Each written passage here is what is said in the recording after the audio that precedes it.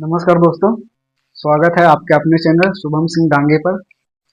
आज हम बात करने वाले हैं एक ऐसे शख्स जो भारत के राजनीतिक में एक ऐसा नाम जिसे आज हर पार्टी जानती है। एक ऐसा शख्स जिसे पर्दे के पीछे रहकर चुनावी रणनीतियों का खेल बदल दिया। रा- कभी ऐसा चुनावी राजनीतिकार, कभी डेटा एनालिस्ट और आज जनता के बीच जाने वाले एक ऐसा नेता जिसे सबको दिलों पर राज करने वाले हैं। उनका नाम है प्रशांत किशोर। आज हम उनके बारे में सारी बातों को जानेंगे। कहाँ से वो पहले चुनाव लड़े हैं या नहीं लड़े हैं, किसका रणनीतिकार रह चुके हैं, किसका रणनीतिकार के बारे में उनका एनालिटिक्स है, कहाँ कहाँ के बारे में, कहाँ कहाँ की पार्टियों ने उन्हें उनके द्वारा जिताया गया है। तो आज इस पर बात करेंगे।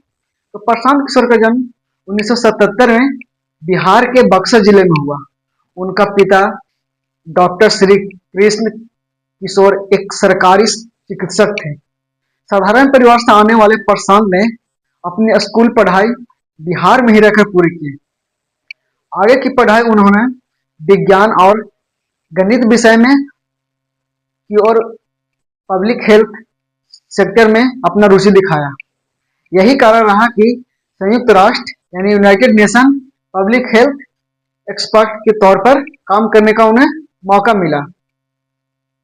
बचपन से ही वह एक रणनीतिकार में उनका रुचि था। लगभग 8 साल तक संयुक्त राष्ट्र में काम करने के बाद प्रशांत किशोर का मन अंतर्राष्ट्रीय नौकरी से भर गया था। वे जब भारत लौटे और रणनीतिकार में कदम रखे, लेकिन नेता बनकर नहीं बल्कि एक रणनीतिकार बनकर। उनकी सोच साफ थी, डेटा और जमीनी हकीकत के आधार पर चुनाव जीता जा सकता है, और यहीं से उनकी असली यात्रा शुरू हुई। साल 2011-12 में प्रशांत किशोर ने नरेंद्र मोदी के साथ काम करना शुरू किया। उन्होंने सिटीजन ऑफ अकाउंटेबल गवर्नेंस यानी CAG नाम का एक समूह बनाया, जिसमें 2014 लोकसभा चुनाव में बीजेपी के लिए डिजिटल कैंपेन और जमीनी रणनीतिकार तैयार किया, जैसे चाय पर चर्चा, 3D रैली और सोशल मीडिया कैंपेन जैसी चीजों उनकी ही देन मानी जाती है। नतीजा यह कि बीजेपी ने 2014 में ऐतिहासिक जीत दर्ज की और नरेंद्र मोदी प्रधानमंत्री बने।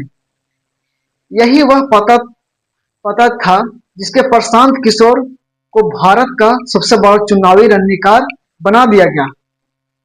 2015 में प्रशांत किशोर ने बिहार के नीतीश कुमार और लालू प्रसाद यादव जी के महागठबंधन के लिए रणनीतिकार बनकर आए। उस चुनाव में बीजेपी को करारी हार का सामना करना पड़ा और महागठबंधन को जबरदस्त जीत मिली। इस जीत ने साबित कर दिया कि प्रशांत किशोर किसी एक पार्टी के लिए नहीं बल्कि रणनीति और जीत के मास्टरमाइंड हैं। इसके बाद प्रशांत किशोर ने पंजाब में कांग्रेस के लिए, आंध्र प्रदेश में YSR कांग्रेस के लिए और बंगाल में ममता बनर्जी की TMC के लिए और तमिलनाडु में DMK के रणनीतिकार बनाए। यह हर जगह उनका कामयाबी फॉर्मूला रहा। सबसे पहले डेटा एनालिटिक्स करना, डेटा कलेक्शन करना, बूथ लेवल माइक्रो मैनेजमेंट करना, युवाओं और महिलाओं को केंद्र में रखकर प्रचार प्रसार करना और चुनाव को लोकल इश्यू से जोड़ना। ममता बनर्जी की 2021 की जीत में उनकी भूमिका को निर्णायक माना जाता है।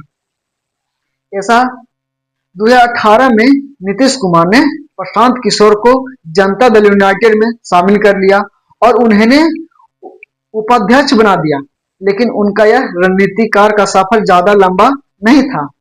कुछ समय बाद उन्होंने पार्टी छोड़ दी और एक नया मिशन शुरू किया, जिसका नाम आज आप सभी जानते हैं। उनका नया पार्टी का नाम है जन सुराज।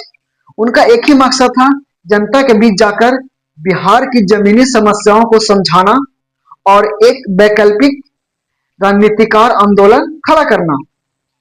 2022 में प्रशांत किशोर ने जन सुराज पदयात्रा शुरू की। वे गांव-गांव घूम-घूमकर लोगों के बीच सीधे संवाद कर रहे हैं और उनका कहना साफ है कि बिहार की रणनीति जाति और भ्रष्टाचार के ऊपर उठकर विकास को केंद्रित होना चाहिए।